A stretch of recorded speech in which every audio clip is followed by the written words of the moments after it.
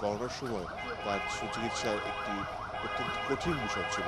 যদি আমি আপনাদেরকে বলি, আমি একটি আহ, গাড়ি দেখতে পাচ্ছি যেটা পৌঁছতে যাচ্ছে লাশবাড়ি বিশেষ গাড়ি এবং সবুজ পতাকা দেওয়া। আমার ধারণা এটিতেই হয়তো বা তাকে নিয়ে যাওয়া হতে পারে।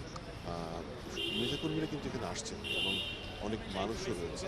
আস্তে আস্তে আলো যত ফুটছে এখানকার মানুষের সংখ্যাও বাড়ছে। আপনারা জানেন যে বিগত দিনে তিনি মানুষের পক্ষে কথা বলেছেন, জনগণের পক্ষে কথা বলেছেন, দেশের পক্ষে কথা বলেছেন, দেশের মানুষের অধিকার প্রতিষ্ঠার পক্ষে কথা বলেছেন।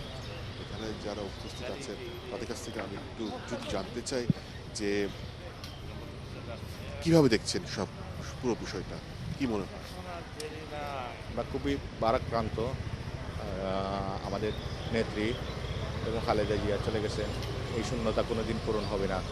আমরা শুধু সিলেট থেকে আসছি নেত্রীকে এক নজর দেখার জন্য, কি নেত্রী জানাজা শরীফ হওয়ার জন্য। কখন রওনা দিয়ে কখন পৌঁছান? জি, সিলেট থেকে কখন রওনা দিয়ে সিলেট কখন? থেকে রওনা দিছি 10টার দিকে, পৌঁছেছি একটু আগে 6টার দিকে পৌঁছেছি। যেমনটি জানাজার জন্য আসছি। যেমনটি উনি বলছিলেন, ওনার মতো কিন্তু সারা দেশ থেকে আজকে বাংলাদেশের প্রত্যেকটা জেলা থেকে কিন্তু এরকম মানুষ আসছে। কেউ রওনা দিয়েছে, কেউ পথে আছে, কেউ হয়তো কিছুক্ষণের মধ্যে এসে পৌঁছাবে, কেউ এভার কেয়ার আসছে, কেউ ফিরোজায় যাবে, কেউ দক্ষিণ প্লাজায় গিয়ে অংশগ্রহণ করবে। এভাবে কিন্তু সারা দেশ থেকে যেমন মানুষ আসছে, তেমনি বিশ্বের অন্যান্য দেশ থেকেও বড় বড় ডিগনিটারিজরা আসছে। এটা ছিল আমার কাছে সবচেয়ে, হয়তো একটু পরে আপনার কাছে আরও বিস্তারিত জানাতে পারবো।